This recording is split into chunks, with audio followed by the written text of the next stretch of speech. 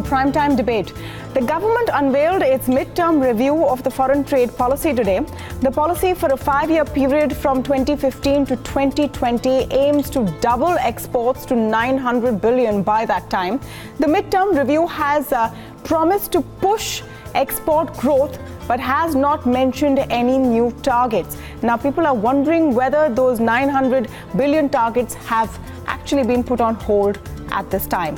Now, major moves in this policy come in the form of additional incentives of nearly 8,500 crores focused at MSMEs and labor-intensive businesses which are exporting. Apart from this, there is a push on making processes simpler for exporters. But is this enough? Coming at a time when the trade deficit has widened to the most in 3 years at $14 billion. To speak on this, I'm joined this evening by G.K. Gupta. He is our president of FIO, that's the Exporters Organization. Ajay Dua, former DIPP secretary, is speaking with us this evening. Abhishek Rastogi, partner at Khaitan & Co., will explain to us the GST angle. And our political economy analyst Shankar Iyer is also joining in on the conversation. Welcome all. Mr. Gupta, is this doing enough for exporters? Of course, a large part of the woes are related to GST, which are not in the purview of the Commerce Ministry. But let's talk a bit about that target for 2020 at $900 billion. Your organization said in May this year that target looks tough to achieve. What would you say now after this midterm review? See, so far the target is concerned 900 billion. We have already mentioned around 6 months back that it will be a 700 billion realistic target, and I think Ministry also has understood, and they also had revised in the month of July, as if I am remembering correctly, and $700 billion will be the proper figure what we will be achieving by 2020. And so far the midterm policy which is announced today, where 2% MEIS has been given to the labor intensive sectors like leather, carpet and hand tools. These are the sectors, and even in service sector certain categories are provided with 2% MEIS. Well, it's a welcome move, but so far from the Federation we have been representing for 2% to be given across the board, all the export sectors like engineering, gem and jewelry, all other sectors. Even the labor intensive sectors are like handicraft and handloom, gem and jewelry, that has not been redressed by the minister. However, the minister has made very clear in his speech he is open for the discussion in next few months. It's not that the policy will be reviewed only after a year or two.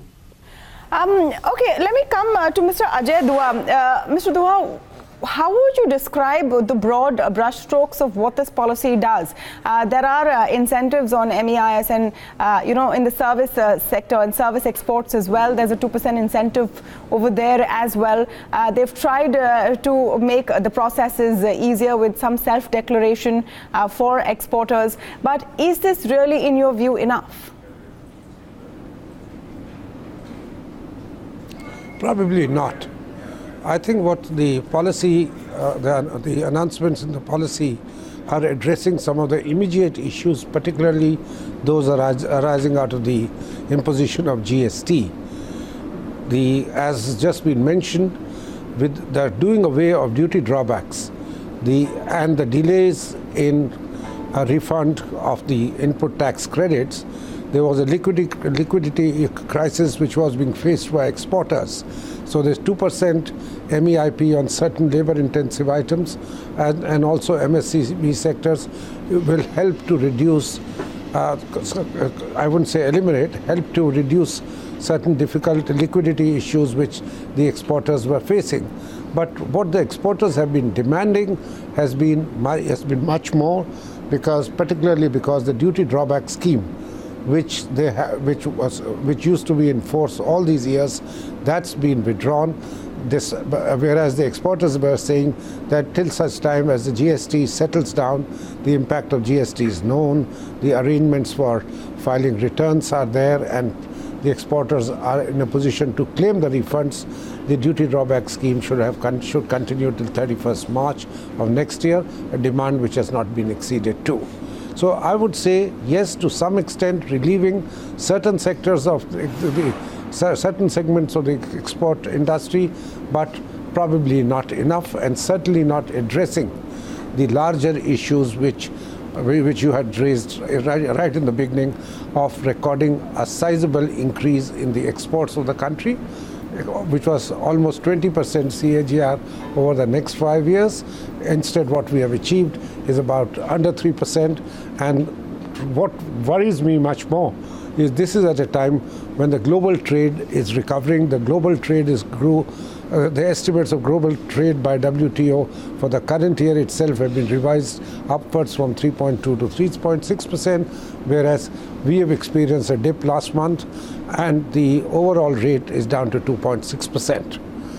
I would be concerned on not only how to raise the exports, but at the same time how to check the sudden spike in the last 6 months or 7 months on our import bills, which have, with exports declining or remaining stationary, the import bills have gone up considerably, particularly on account of oil and gas as well as gems and jewelries. And we don't want to be ending up in a situation where we have a significant current account deficit. You spoke about the GST woes, Mr. Dua, and here I would just like to play out a small clip of a comment Hasmukh Adhia, the Finance Secretary, made today. He spoke at the unveiling of this midterm review as well, and did a lot of defending of GST. Also said that exporters can perhaps file IGST earlier to make their life more easy. But I'm playing out a part where he talked about how GST has been a game changer, especially for those who wanted to game the system. Listen in. Do you know the meaning of game changing? एक meaning ये भी हो सकता है कि ये ऐसा innovation है जो काफी लोगों की गेम बिगाड़ने वाला है। जिस प्रकार के गेम्स कुछ लोग इस देश में खेल रहे थे टैक्स को अवॉइड करने के, वो सब गेम को चेंज करने वाला ये टैक्स रिफॉर्म है। वो गेम अब नहीं खेल पाएंगे। बाद में जब पता चला कि इसमें तो टैक्स अवॉइड करना बड़ा मुश्किल है और एक्सपोर्टर को ये जब पता चला कि रिफंड लेने में भी बड़ी मुश्किल ही हो रही है, तब जाके लोगों को थोड़ा कष्ट हुआ। जीएसटी से सबसे ज़्यादा अगर किसी को फ़ायदा होने वाले लॉन्ग टर्म में, अभी ट्रांजिटरी प्रॉब्लम्स को छोड़ दीजिए, लेकिन लंबे अरसे में अगर किसी को सबसे ज़्यादा फ़ायदा होने वाला है तो वो एक्सपोर्टर को है। Shankar Iyer is joining in on the conversation, and Shankar, you made some of those points that Mr. Dua spoke about in this brilliant piece actually on BloombergQuint.com, where you talk about how we need to focus on the imports when we talk about woes on exports. But just to comment on how the government is now viewing the GST lag, because at the end of it, Hasmukh Adhia also says that in the long term, exporters are the ones who will benefit from GST the most. Well, that's true. I mean, GST is meant to benefit the entire economy. And so we have these transitory issues, as Adhia says. But, what has happened today actually was more like a review of the GST and vis-a-vis exports rather than a midterm review of exports. I mean, here's a segment of the economy which accounts for 20% or a fifth of the GDP. It's been lagging for over 5 years. Over the last 2.5 years, it hasn't done well at all. And so if you divide the problem into the immediate and the long term, it is rightly the minister has addressed the immediate concerns because these involve livelihoods, companies shutting down, capital squeeze, and all that stuff. And that is largely due to the mess up in GSTN. I mean, 5 months after the launch of GSTN, we're still talking about how people need better communication to know what form to fill, when and where and how. That sort of speaks a lot about the systemic issues. But in the long term, India needs to make things easy for exporters and address the long-term agenda. What does it want to do? How will it progress? Will it be capital intensive? Will it be energy intensive? Will it be labor intensive? And so you have to create the opportunities. If there is a very visible growth in global trade just now, and that is visible also in the growth of GDPs across the world, then India must ride the wave. So what is it that India wants to do? I mean, this is the conversation that must happen now in the next 6 months. So at least by April, when the annual exim review happens, you have some steps. Can we do some? You're going to unroll the 5G telecom services now. Can India ride that wave? Can India build its own manufacturing base for devices and network equipment? We are shifting from petrol fuel cars to electric cars. Can India look at that as a possibility? You're migrating from fossil fuel to green energy, solar, wind. Is there an opportunity there? You're expanding metro rail systems. Is there an opportunity there? We need to create our own opportunity. You know, the story about merchandise exports is based on comparative advantages. And there's a CRISIL report which shows that we are lagging even in those areas where we had comparative labor advantages. And this should be the concern of the government. You know, finally, the Commerce Minister on his own can't fix exports. The export conditions, the competitiveness depend on central policies and policies of the state governments. You're still talking about reducing logistics time frame from 14 days to 14 hours. And I've heard this for at least 20 years now. Okay, so, you know, before we get to the big push and the big picture that Shankar is speaking about, Abhishek, I just want your view on the GST woes that the government is constantly trying to fix. They say that the refund process will be on track, and Hasmukh Arya today, in fact, had some advice for exporters where he said that why don't you file IGST right up front? It will help speed up refunds. What has been the experience so far, and is there any solace? See, I think, frankly speaking, if we see the problems of the exporters, it is predominantly on the working capital issue.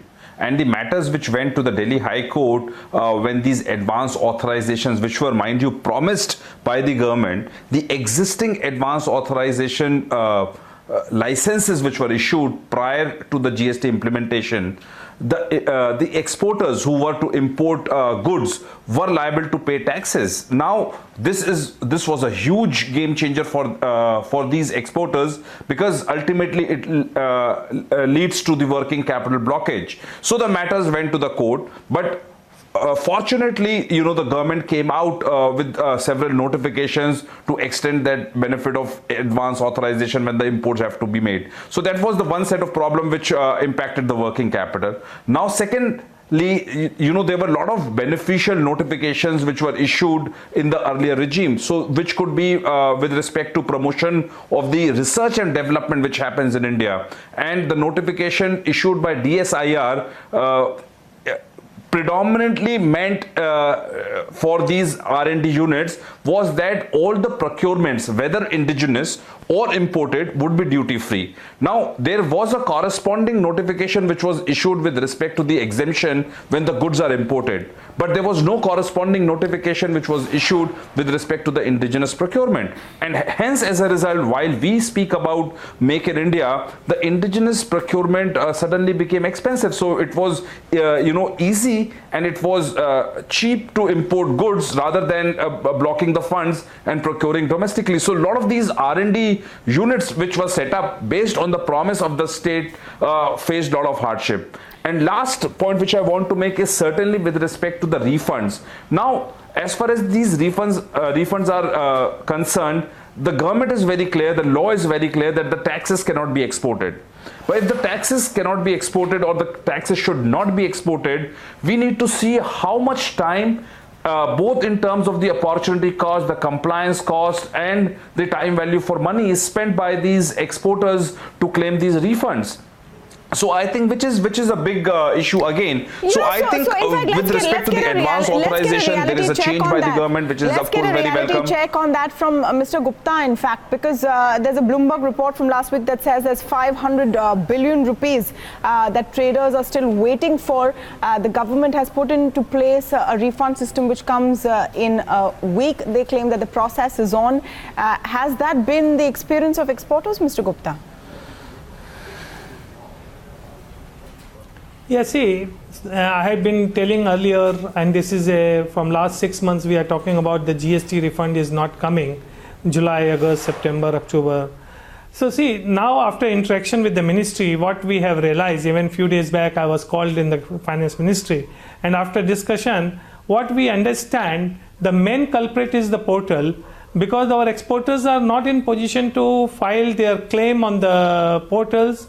And due to that, ministry is not in position to process those claims. So what Mr. Adhia has mentioned today is totally correct. Well, GST for the exporters in long term is going to be a very good tax regime, but as on today, our exporters capital is blocked, and that is only due to the claim they cannot file on the portal. And the ministry always says that we don't have any claim, whatever the claims they have. But at least today, Mr. Adhia said that 10,000 claim has been filed. It shows that in last 4 or 5 days, the portal started working. And I have inquired with my company today, the July total refund has been received. Okay. So that shows that in last 4 or 5 days,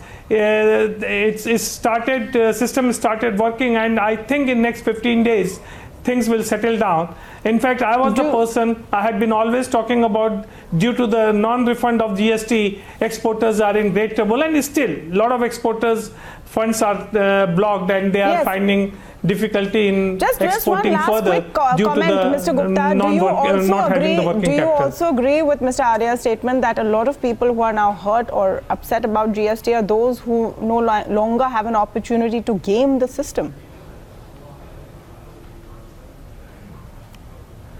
Well, partly yes, what he says is correct, but by and large, exporters are not evading any taxes, even earlier earlier system also, and now also, because the exporters, everything is very open, and earlier system they were used to get the goods on H form without paying VAT, even like octroi. They used to give N form and they used to get the goods, so that they were not suffering on account of octroi or sales tax or commercial tax.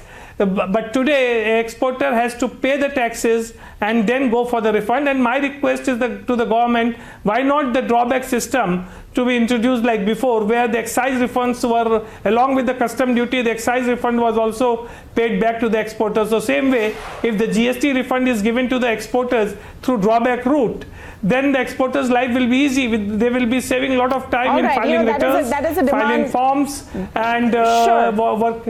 That is a demand that has been made. Well, government is considering that. Yes. Okay, so let's hope for the best as far as exporters are concerned. I'll have to wrap up this conversation here, but thank you so much, gentlemen, for joining us this evening on Prime Time Debate. Mr. Gupta, Mr. Dua, Shankar Iyer, and of course Abhishek Rastogi.